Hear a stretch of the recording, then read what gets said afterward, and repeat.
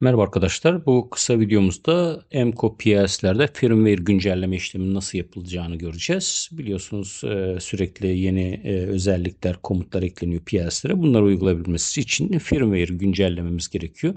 Güncelleme işlemini istersek USB bağlantısı üzerinden, istersek de Ethernet bağlantısı üzerinden yapabiliriz.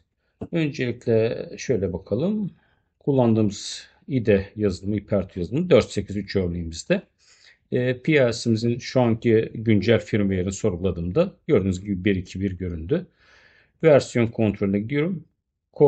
Güncel Core firmware yükle diyorum. Bakınız.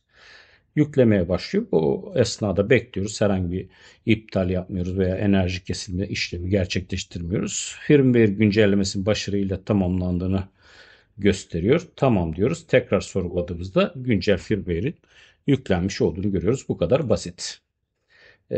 Bir sonraki çalışmamızda tekrar görüşmek üzere. Hoşça kalın.